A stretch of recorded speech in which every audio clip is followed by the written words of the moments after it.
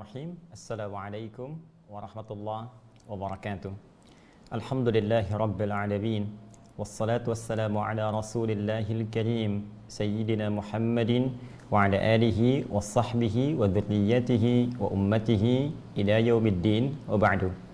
Faya ibadallah, usi nafsi wa iyyakum bitaqwallahi faqad fazal muttaqun.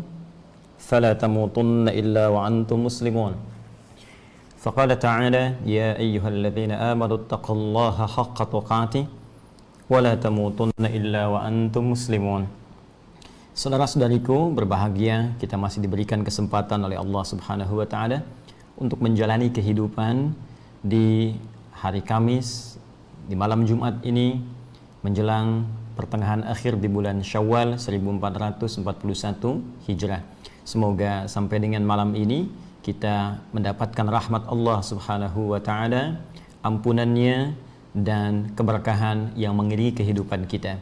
Berkah berarti ziyadatul khair, bertambah segala nilai kebaikan-kebaikan. Karena itu kita bisa mengecek dalam kehidupan kita seberapa baik kita sampai dengan hari ini bila dibandingkan dengan masa-masa yang telah berlalu. Apakah tatapan mata kita sudah baik, pendengaran kita digunakan pada yang baik, lisan bertutur pada yang baik, sampai ke ujung kaki, sampai membentuk perilaku kita yang baik dalam kehidupan, sehingga dapat kembali kepada Allah yang maha baik.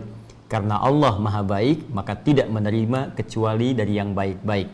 Nabi menyampaikan, innallaha thayyibun la yaqbalu illa thayyiba. Sungguh Allah itu maha baik, maka tidak akan mau menerima kecuali yang baik-baik saja. Semoga dengan itu kita senantiasa diberikan petunjuk oleh Allah menjadi hamba-hamba terbaik di antara sekian hamba-hamba Allah yang pernah beraktivitas di bumi. Dan tidak ada jalan yang paling mudah, jalan yang paling komprehensif, jalan yang paling mulia untuk menjadi pribadi yang baik kecuali mengawali dengan petunjuk Al-Quran. Karena itulah Nabi SAW pernah bersabda, khairukum man ta'allamal Qur'ana wa 'allamah. Ya, sebaik-baiknya di antara kalian ialah orang yang mau belajar Al-Quran dengan sungguh-sungguh, lantas kemudian ia berusaha mengamalkannya sesuai dengan batas kemampuannya.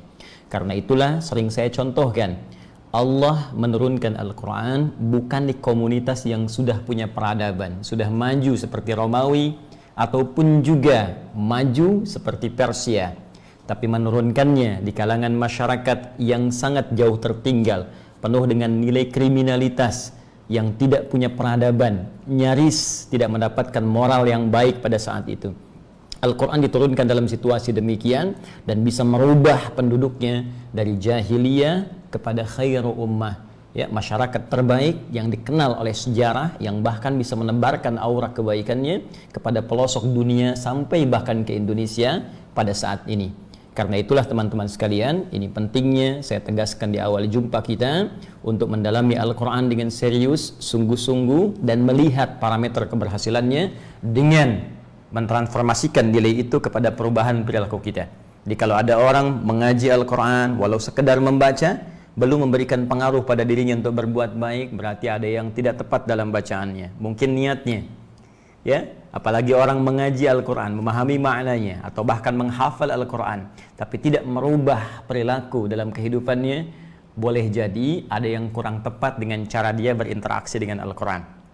Perhatikan patokan di Quran surah ke-35 Fatir di ayat ke-32 itu, ya, ketika Allah menyebutkan thumma awrathnal kitaba alladzina istafaina min ibadina, kemudian kami wariskan Al-Quran itu kepada hamba-hamba pilihan kami. Ya, wa minhum zalimun li nafsihi, ada orang yang zalim, enggak berhasil nih, ya, menempatkan Quran bukan pada tempatnya, hafal Quran tapi perilakunya enggak seperti yang diinginkan oleh Al-Quran. Wa minhum muqtasid, ada yang paket hemat, ya, baru untuk diri pribadi belum bisa berbagi. Tapi yang diinginkan wa minhum sabiqum bil khairati biidznillah. Ya, di antara mereka ini yang berhasil kata Allah adalah orang yang ketika berinteraksi dengan Al-Quran, Al-Quran memberikan pengaruh kepada dirinya sehingga memiliki perubahan perilaku kepada yang lebih baik. Bahkan istilahnya, ya, difirmankan oleh Allah sabiqum bil khairat, jadi pionir dalam kebaikan.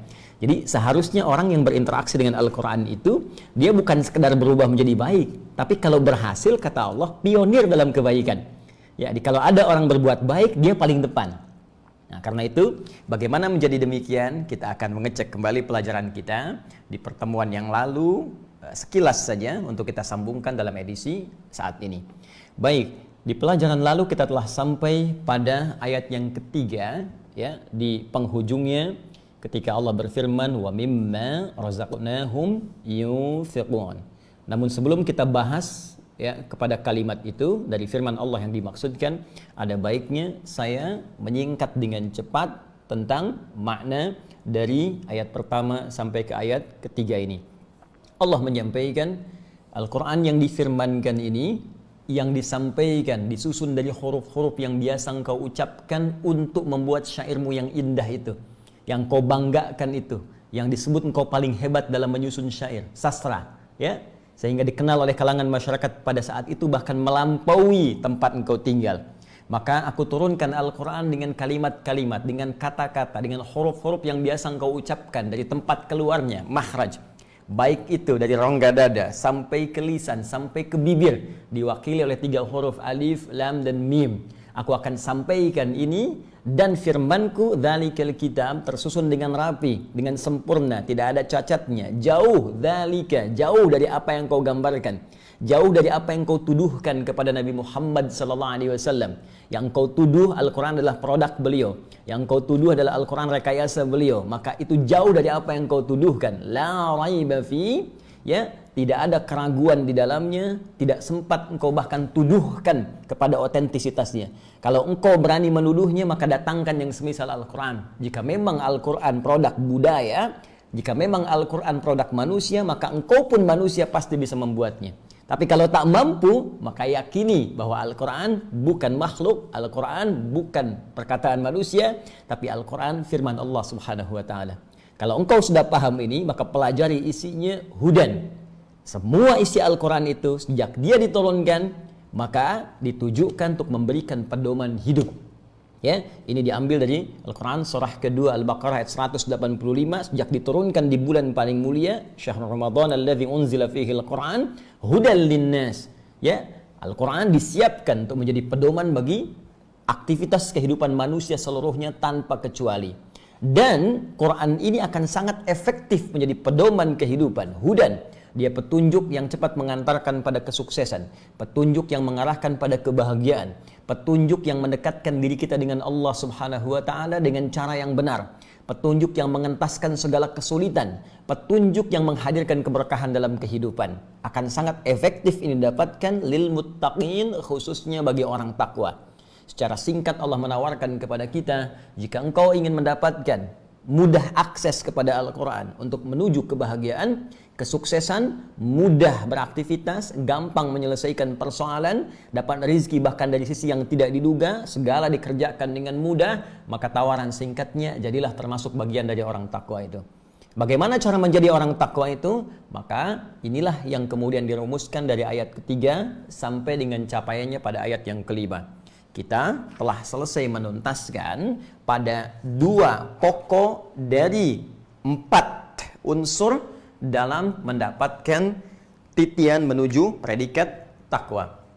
Yang pertama, kita telah bahas tuntas, ya, unsur untuk menjadi takwa itu atau termasuk golongan orang-orang yang takwa, yang dengan ini bisa meraih berbagai kemudahan yang telah kita ulas panjang lebar dengan uraian yang cukup luas. Karena itu saya sarankan bagi yang baru bergabung, silahkan mengecek kembali tayangan kita pada episode yang lalu, sehingga saya tidak perlu menguraikan dengan panjang lebar lagi. Baik, untuk menjadi pribadi takwa ini, syaratnya 1, ada instrumen pertama, yaitu instrumen iman yang menjadi amalan hati. Ini yang telah saya terangkan pada kesempatan yang lalu. Bahasa Al-Qur'annya difirmankan oleh Allah, syarat pertama, alladzina yu'minuna bil ghaib. Alladzina yu'minuna bil ghaib. Jadi syarat menjadi bagian dari kalangan takwa, orang-orang spesial dalam pandangan Allah, syarat yang pertama adalah memiliki amalan hati dalam wujud iman yang sesungguhnya, iman yang serius kepada Allah Subhanahu wa Ta'ala. Ini bagian pertama. Ingat teman-teman sekalian, kalau kita i'rab, ya, i'rab itu kalau kita kembalikan ke dalam kaidah gramatikal bahasa Arab, itu untuk mengetahui kedudukan satu kata dalam rangkaian kalimat. Itu yang Arab. Perubahannya seperti apa? Yang Arab itu asalnya berubah, sesuatu yang berubah. Nah, ini perubahannya bagaimana? Yang berpengaruh kepada makna. Apakah ini subjek? Apakah ini sifat? Apakah ini predikat kata kerja? Apakah ini keterangan? Ataukah ini objek? Maka untuk mengetahui itu nanti kita bisa belajar lewatnya Arab. Nanti turunannya terkait harakat, di situ ada nahwu, perubahan kata-katanya, derivasinya ada sorof di dalamnya. Jadi kalau kita ngaji di ilmu Arab, maka saya tidak bermaksud mengajari, hanya berbagi saja dari apa yang saya dapatkan dari guru-guru kami. Ini sebelumnya takwa diungkapkan oleh Al-Quran ya, dalam firman Allah dengan kalimat muttaqin, al-muttaqin, hudal lil muttaqin. Demikian. Lalu diteruskan ke ayat ketiga, yuk kita yang Arab dulu. Alladzina ismun mausulun mabniun alal fathi. Ya, ini isim mausul konjungsi, mencakup kepada seluruh kalangan tanpa kecuali. Disebutkan 1080 kali dalam Al-Quran. Baik ya. Mabniun alal fathi, ya alamatnya tetap. Ya, fathah begini. Karena itu dibacanya alladzina. Kita tidak baca alladzinu, enggak ada alladzini, selalu mabni tetap dalam harakat ini. Perhatikan. Fi mahalli jarnin sifatun, kedudukannya jar, fi mahalli jarnin, ya posisinya, kedudukannya. Ada istilah dalam bahasa Arab, di ilmu Arab jar, ada rafa, ada nasab, ada jazm, ada jar. Jar, perhatikan baik-baik, sifatun. Nah, ini kedudukannya, sifat atau na'tun, ya, sifatun lil muttaqin. Jadi sifat itu bisa diartikan karakter. Ya. Jelas? Bisa diartikan juga ciri, ya. Nah, jadi kalau Anda ingin lebih jauh mendalami, seakan Allah ingin menyampaikan, nih kalau Anda ingin lihat ciri orang takwa, karakter orang takwa itu, maka yang paling awal pondasinya itu iman. Ini amalan hati. Ya, yu'minuna bil ghaib, yakin tanpa ragu kepada Allah walaupun belum tampak dalam pandangannya. Ini tidak perlu saya terangkan lagi karena telah saya uras. Ya, saya i'rab saja. Ini yu'minuna fi'lun mudhari'un ya marfu'un wa alamat raf'i bi thubutin nuni li'annahu min al-af'alil khamsah atau amthilatil khamsah. Ya, ini fi'il mudhari ya marfu', rafa' alamatnya, rafa'nya itu thubutun nun, tetapnya nun karena ini termasuk dari 5 fi'il yang tetap ya. Kemudian ini fa'ilnya waw, menunjuk kepada banyak orang. Waw ya, menunjuk kepada banyak. Artinya apa? Allah memberikan kesempatan pada banyak orang untuk memiliki karakter takwa, untuk punya ciri-ciri takwa. Jadi Allah tidak menginginkan si fulan aja yang takwa, si fulanah saja yang takwa, tapi Allah buka kepada semuanya. Siapapun hambaku yang ingin masuk dalam kalangan takwa ini, silahkan, kata Allah seluas-luasnya. Karena itu nanti di hari kiamat, jika ada orang yang datang kepada Allah, dihisab dia, pada saat itu dia kembali tidak menjadi bagian dari takwa, maka kesalahan kembali kepada orangnya. Ya, kenapa? Karena Allah sudah buka seluas-luasnya, orang itu yang tidak masuk ke dalamnya. Kan? Allah sudah memberi, Allah sudah membuka, Anda tidak mengambil. Jadi kalau Anda tidak mendapatkan rahmat Allah di saat itu, bukan Allahnya yang salah. Andanya kenapa tidak mengambil anugerah yang Allah berikan saat di dunia? Persis ketika Anda datang ke ta'lim, panitia memberikan makanan yang lain makan, Anda tak mengambil. Lalu Anda merasa lapar, pingsan kemudian. Lantas ketika Anda pingsan, jangan menyalahkan kepada panitia. Ya, karena mungkin Anda duga tidak memberi makan. Dia memberi, Anda tak mengambilnya. Jelas di sini? Baik. Jadi kita ingin tunjukkan bagaimana kasih Allah diberikan kepada seluruh hambanya. Wahai hambaku, siapapun kalian yang menginginkan jadi orang takwa, aku ingin hidupmu bahagia, kata Allah. Aku ingin hidupmu sukses. Aku ingin urusanmu mudah. Aku ingin kau mendapatkan apa yang kau ingin harapkan dalam kebaikan. Aku ingin kau berkah hidupnya. Untuk itu jadilah orang takwa, kata Allah. Ini sifatnya. Dengan keadilan Allah diberikan kesempatan pada setiap hambanya tanpa kecuali. Termasuk pendosa. Jika ia ingin kembali kepada jalan yang benar, dia tinggalkan salahnya, dia dapatkan solehnya. Maka dengan itu, dia berpeluang menjadi orang takwa seperti digambarkan di ayat ini. Oke, satu, amalan hati. Kemudian yang kedua, teman-teman sekalian, wa yuqimunas shalah. Saya i'rab dulu karena di kesempatan yang lalu saya belum i'rab. Wa yuqimunas shalah. Demikian. Ya. Fokus. Ini nanti saya akan terangkan di ujung bahasan kenapa ini saya tuliskan kembali, karena nanti ada susunan yang indah yang ingin saya bagi dalam pendekatan ilmu balaghah, ya. Dari situ kita bisa memahami apa yang akan kita uraikan. Wa yuqimunas shalah. Fokus.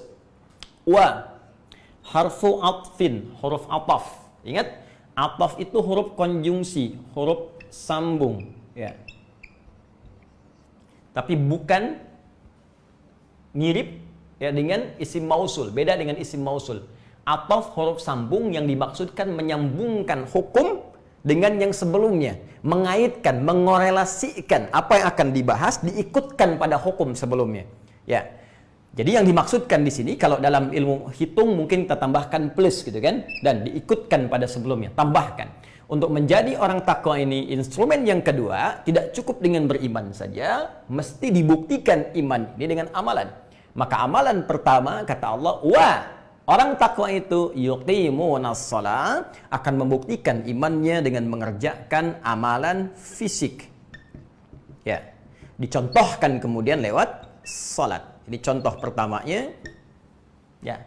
Salat. Kenapa salat? Karena salat paling mudah yang bisa dikerjakan oleh setiap kalangan. Ya, nggak bisa berdiri pun bisa dengan duduk, nggak bisa duduk pun bisa dengan berbaring. Berbaring pun sulit bisa dengan bergerak. Ya, bergerak sulit memberi isyarat, tak bisa memberi isyarat disolatkan karena selesai kehidupannya. Baik ya.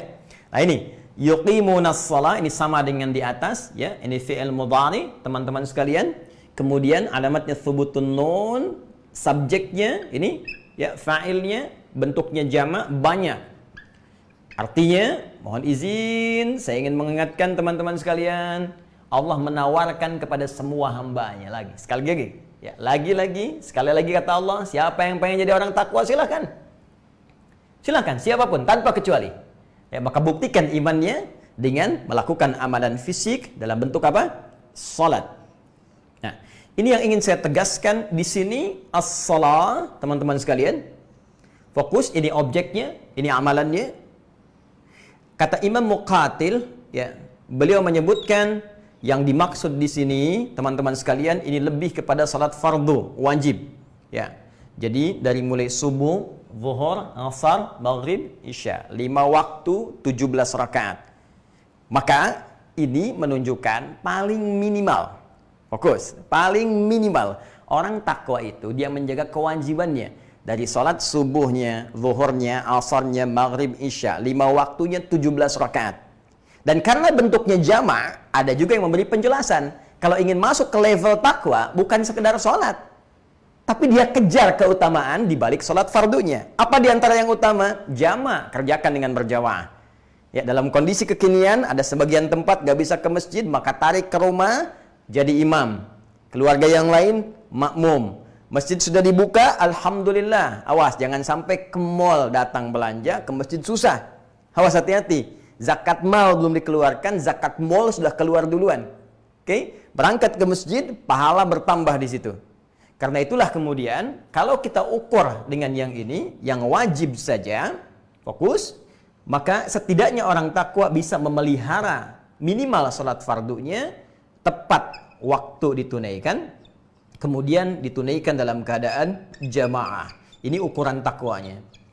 Jadi kalau ada di antara kita, mohon maaf, yang selama ini jamaah masih susah misalnya, masih senang sendiri, alih-alih ke masjid, di rumah pun sudah ada keluarga, masih nggak mau jamaah juga, maka ini menunjukkan tingkat takwanya belum baik. Jelas? Apalagi misalnya sudah jamaah tidak, waktunya pun semaunya. Ya, subuh dimulai kurang lebih misalnya jam 4.35, ini tunda-tunda sampai setengah 6. Sholat masih sendirian, malas-malas dikerjakan. Maka ini menunjukkan takwanya minimal. Paham? Baik, ini pendapat Imam Muqatil.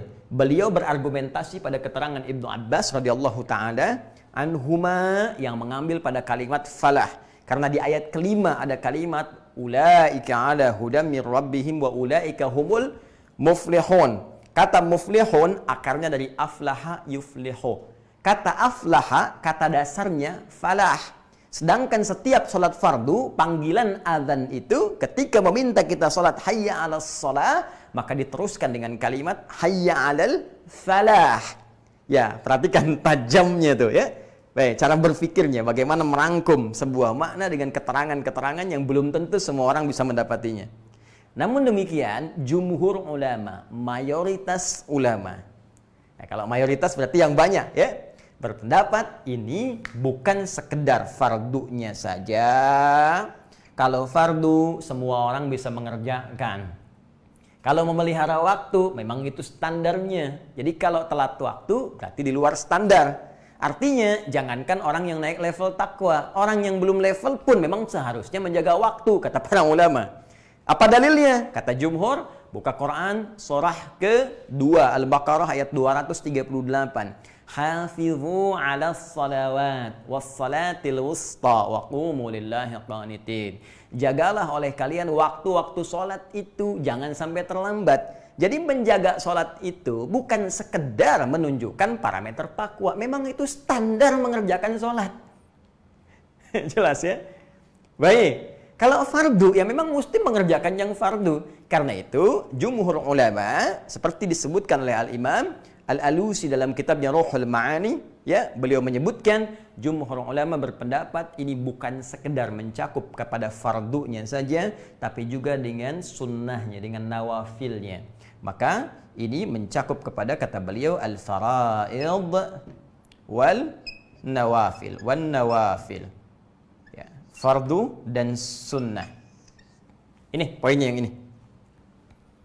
Nah, ini kalau kita mau naik ke level takwa, ya, dari muslim naik ke mukmin naik ke takwa. Jadi kalau mau masuk ke level takwa, maka bukan sekedar fardunya. Kalau fardu, ya, ini memang semua muslim tuh wajib mengerjakan.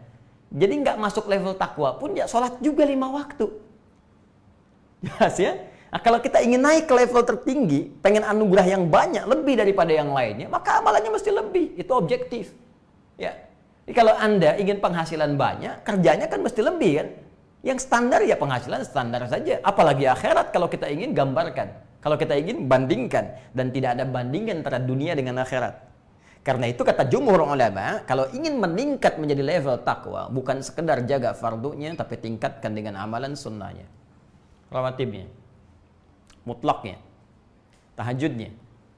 Ayo coba cek, sampai dengan pembahasan ini, 2 pekan ke belakang, sampai di malam ini, sudah sejauh mana kita berikhtiar untuk meningkatkan kualitas diri kita menjadi hamba yang bertakwa, dengan meningkatkan amalan sunnah kita. Ayo saya tanya, tadi saja ba'da maghrib salat sunnah tidak?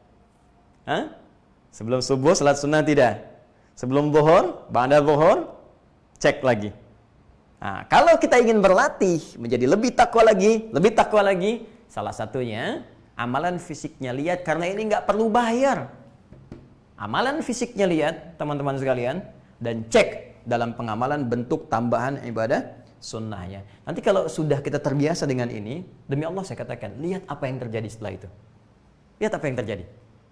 Dari mulai ketenangan jiwa, karena jaminan, saya telah terangkan di masa lalu, yu'min, iman. Iman asalnya dari kata aman, ya, diseakar dengan kata aman. Artinya orang yang beriman akan cenderung merasa aman dalam jiwanya.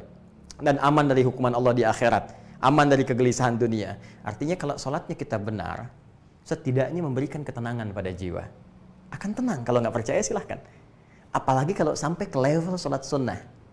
Yang nawafil kita kerjakan, tahajud, nggak tinggal, kita berusaha. Salat duha, salat syuruk, ya, salat rawatib, kita kerjakan. Itu akan terjadi perubahan dalam hidup kita. Ada kenikmatan yang sulit dilukiskan dan nggak bisa dibeli apapun. Tidak bisa dibeli dengan apapun kecuali dibeli dengan keimanan kita kepada Allah. Ya, dan kesungguhan kita berikhtiar.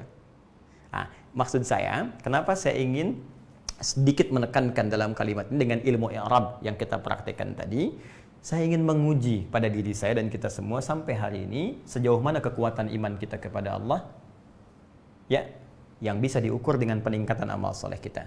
Kalau sudah kita bisa tahu statusnya sampai hari ini, kemudian kita lanjutkan kepada amalan yang ketiga, yaitu amalan harta. Ini tingkat lebih tinggi lagi, ya, amalan harta. Perhatikan teman-teman, karena kita upgrade kan, ya. Naik levelnya. Sudah di sini hati, buktikan ke fisik, amalan fisik yang ini bentuknya salat. Ya, kemudian naik ke level yang ketiga. Ini saya ingin tunjukkan begini. Jadi Al-Quran itu indah ya, memberikan step, tingkatan-tingkatan dalam beramal.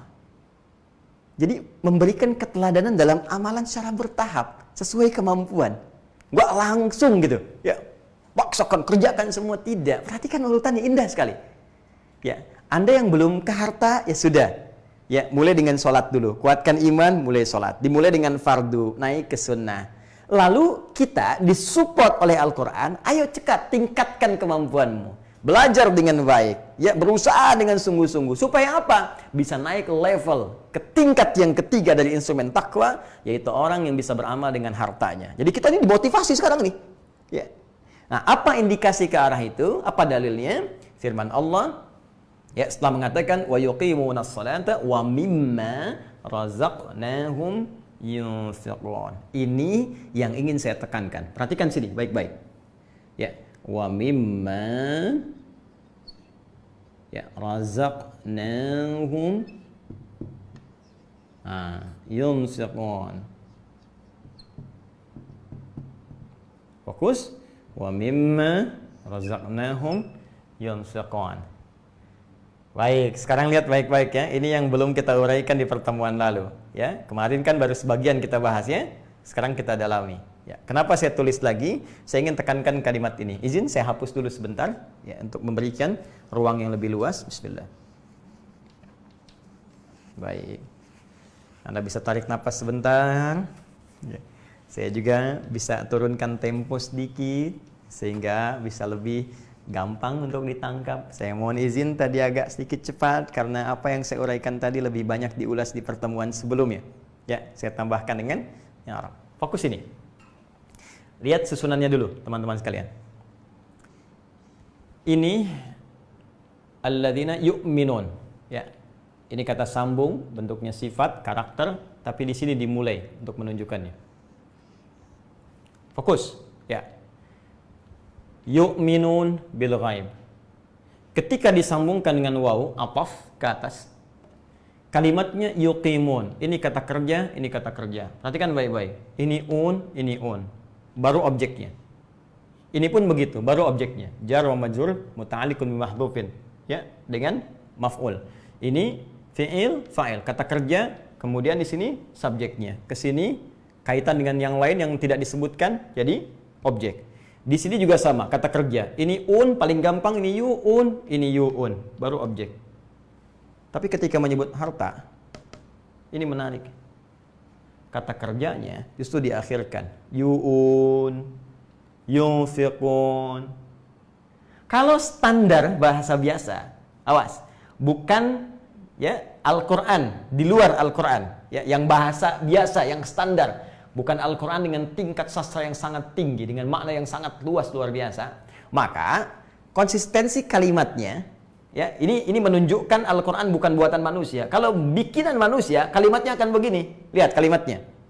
Ya, wa di sini wa, sini wa. Karena ini diikutkan pada hukum sebelumnya. Ya, ini ikut hukum ke sini, yang ini ikut hukum ke sini. Karena itu di sini pakai waw, di sini pakai waw juga. Ya. Kalau kalimatnya standar manusia, di sini wa yuqimun, yu'minun, yuqimun, seharusnya di sini ini didahulukan wa yunfiqun. Yunfiqun. Ya, mimma razaqnahum. Asalnya begini. Ini kata dasarnya. Coba lihat ya. Kalau ini kalimat manusia biasa, maka urutan standarnya akan berbunyi begini. Alladzina yu'minuna bil ghaib wa yuqimunas shalah wa yunfiquna mimma razaqnahum. Kenapa? Karena standarnya berurut. Ini kata kerja, ini kata kerja, ini kata kerja.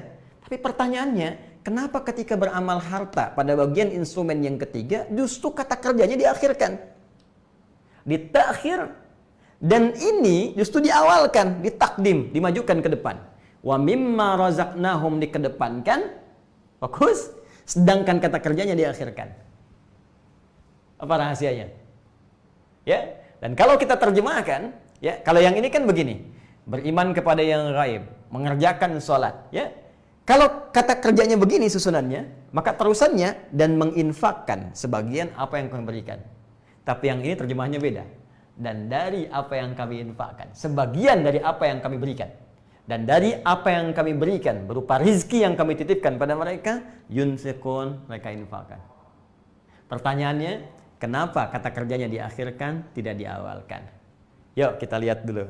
Ini rahasianya ditemukan di ilmu i'rab. Ya, makanya sekarang kita uraikan dulu sebelum masuk lebih dalam lagi. Ya, kemarin kita berikan pengantar luas supaya paham tentang infak. Sekarang kita i'rab dulu. Yuk. Wa harfu 'atfin. Ini sama, ya. Mabniun 'alal fathi la mahalla lahu min i'rab. Jadi ini huruf ataf yang mengikutkan hukum pada sebelumnya. Di terjemahannya begini, cara menerjemahkannya.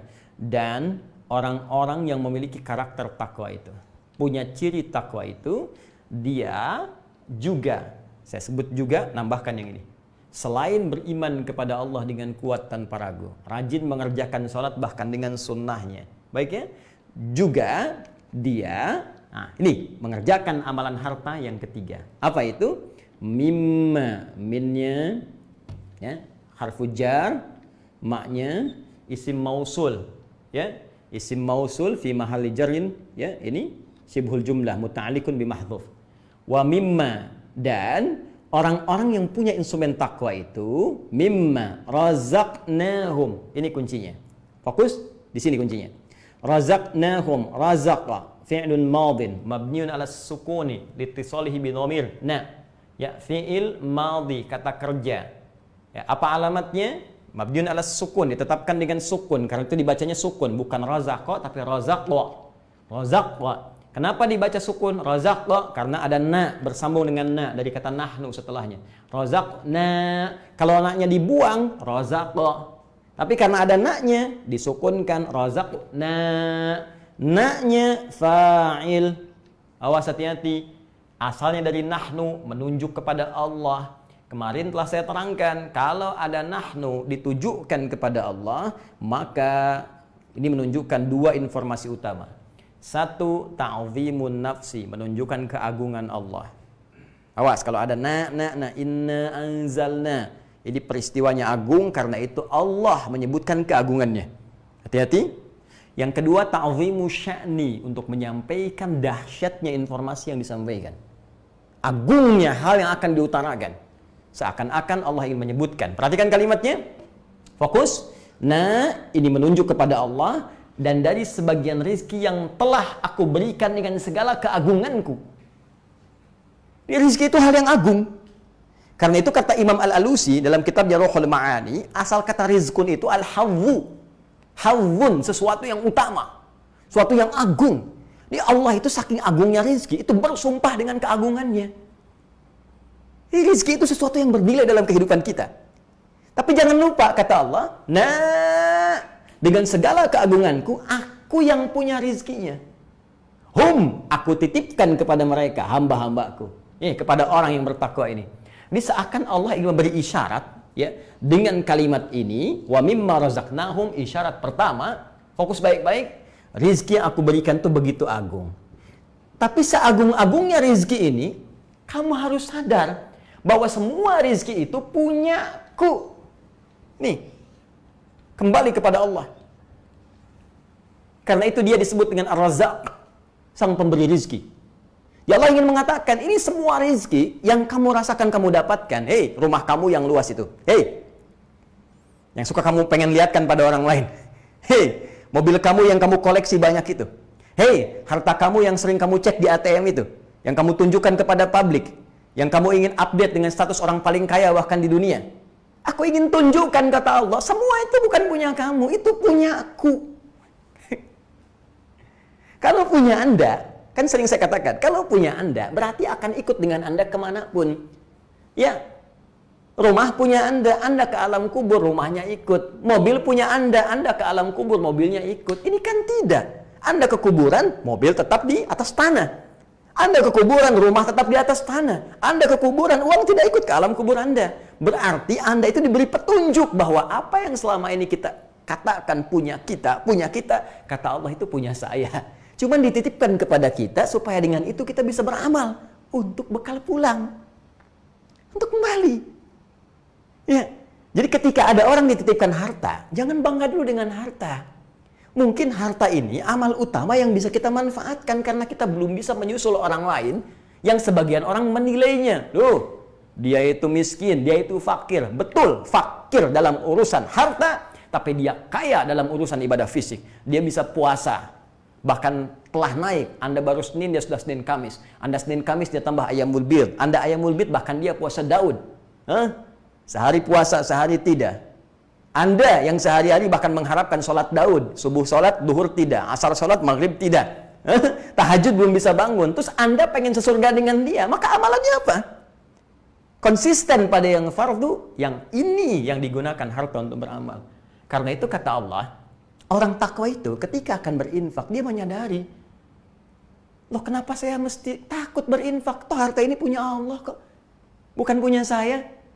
Ya. Kalau harta itu punya Anda, ya silakan Anda pikir-pikir. Mungkin takut berkurang. Tapi kalau harta itu punya Allah dan bukan punya Anda dititipkan harta. Yang punya nyuruh, bagi ya. Masa Anda pertahankan? Saya ketitipan harta 100 juta. Kata yang punya, hei Adi, nanti besok yang 50 juta tolong bagiin fakir miskin di sana ya. Yang 25 juta bagikan yatim di sana. Ya. Yang 20 juta bagikan orang di sana tuh, yang Ibnu Sabil. Kamu pakai deh 5 juta. Kata yang punya. Terus saya katakan, ngapain saya bagi? Ini kan punya saya. Anda sehat tidak? Jadi di sini Allah ingin mengatakan begini, ini harta itu punya saya, kata Allah, bukan punya kamu. Jadi nggak usah bangga. Yang punya Allah. Tapi saking rahmannya Allah kepada kita, diberikan kita untuk beramal. Kata Allah, nih, kamu kasih si fulan, kamu kerjakan nih, aku bikin nih orang-orang yang berhak untuk menerima ini. Kamu tinggal salurkan saja. Itu memang punya saya, tapi kalau kamu benar menyalurkannya, aku berikan poin. Aku berikan pahala namanya. Pahala itu yang akan dikonversi nanti saat pulang ke akhirat menjadi pundi-pundi amalan yang bisa mengantarkan kita pada rahmat yang lebih tinggi dibandingkan kenikmatan dunia. Itulah rahasianya di ayat harta, wa mimma razaqnahum didahulukan dibandingkan wa yunfiqun. Kenapa? Karena Allah ingin menegaskan sebelum kita berinfak supaya sadar dulu bahwa harta ini hanya titipan. Kalau sadar dengan itu, paham kita, maka ringan kita untuk berinfak. Paham sampai sini? Nah, sekarang pertanyaannya, seperti kemarin, infak itu apa? Kepada siapa kita mesti berinfak setelah sadar kita meyakini bahwa itu titipan Allah? Dan bagaimana caranya berinfak? Kita akan lanjutkan setelah menunaikan sholat Isya berjamaah, insya Allah. Ya, kita lanjutkan kembali, ingat ya, ba'da Isya, jeda sejenak untuk menunaikan sholat sebagai wujud aplikasi dari teori yang telah kita bahas. Jangan sampai kita banyak menyampaikan, tapi lupa beramal. Sudah adzan, jeda sebentar, kita sholat, lalu kita lanjutkan kembali. Subhanakallahumma bihamdika asyhadu an la ilaha illa anta, astaghfiruka wa atubu ilaik. Assalamualaikum warahmatullahi wabarakatuh.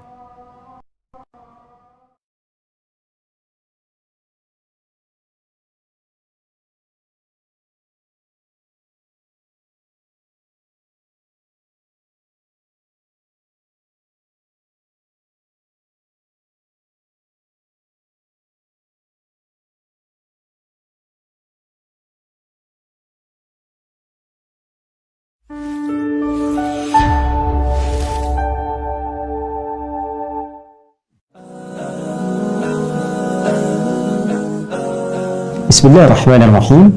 Assalamualaikum warahmatullahi wabarakatuh. Alhamdulillah, wassalatu wassalamu ala rasulillah wa ala alihi wa sahbihi wa man wala wa ba'du. Saudara-saudariku, saya Adi Hidayat ingin menyapa Anda semua dan mendoakan semoga kita termasuk hamba yang dimuliakan oleh Allah Subhanahu wa taala. Untuk menjadi hamba yang mulia, tentunya kita diminta oleh Allah untuk berikhtiar. Dan di antara ikhtiar itu, di antara yang terbaik yang bisa kita lakukan adalah menjadi ahli Al-Quran.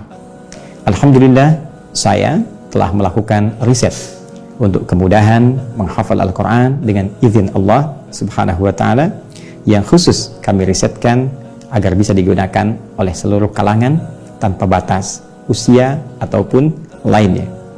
Dengan rasa bahagia, kami akan coba perkenalkan Mushaf At-Taisir dengan tampilan terbaru yang memadukan semua unsur hafalan, pemahaman, termasuk penguasaan letak atau peta Al-Quran. Insya Allah, alhamdulillah telah kami desain ini 30 juz sesuai dengan masukan dari teman-teman yang menginginkan secara sempurna 30 juz kita bisa hadirkan. Telah selesai kemudian kita dapatkan ini, lalu kami jadikan ini untuk lebih mudah dihafalkan dalam konsep setiap 1 juz dari 30 juz mushaf yang ada, kami hadirkan setiap 1 juz, dan 1 juz ini kita hadirkan kembali dengan pola yang sangat santai dengan mengemas menjadi lembaran. 1 lembar ini kita bisa hadirkan dalam setiap hari kita beraktivitas. Anda tinggal hanya mengambil 1 lembar, 1 lembar, 1 lembar setiap hari, dan dalam masa yang sangat singkat, satu yang terbatas, dengan izin Allah kita bisa mendapatkan 30 juz Al-Quran dengan cara yang sangat santai. Di sini tersedia untuk hafalan dengan terjemahan untuk menghadirkan makna umum. Kemudian jika dibalik apa yang telah dihafalkan, kita akan coba dapatkan kolom murojaah untuk memperkuat, mengulang kembali, dan di bawahnya kami sediakan tampilan nomor-nomor untuk menghadirkan peta Al-Quran, sehingga ketika Anda bacakan, Anda mengetahui di mana letak posisinya, seperti kami tuliskan di atas, di baris keberapa ia ada di mushaf, dan di nomor mana ia ada dalam penomoran ayat. Bahkan bisa Anda hadirkan dengan suasana yang acak. Apa yang ingin saya sampaikan adalah, ini ingin sekali saya bisa berbagi dengan teman-teman sekalian, karena saya hanya mendapat tugas dari Allah Subhanahu wa Ta'ala untuk berdakwah, bukan untuk berbisnis, bukan untuk berjualan. Karena itu, hasil riset yang telah kita dapatkan, ingin rasanya kami berbagi dalam konsep wakaf, dan saya mengajak Anda semua untuk terlibat dalam proyek besar ini. Mari kita hadirkan wakafnya.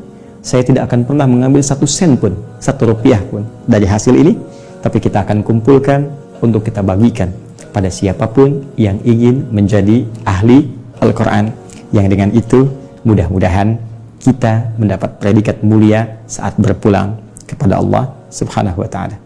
Jika telah cukup dana untuk mencetak dan tiba waktu untuk membagikan, maka insya Allah saya akan jelaskan kembali bagaimana cara penggunaan mushaf ini sesuai dengan apa yang diisyaratkan Al-Quran untuk memudahkan kita mendapatkan predikat sebagai ahli Quran sesuai dengan petunjuk Nabi Sallallahu Alaihi Wasallam.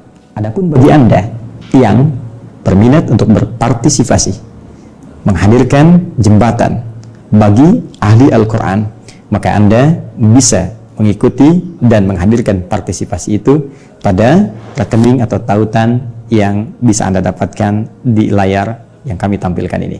Terima kasih. Adi Hidayat. Assalamualaikum warahmatullahi wabarakatuh.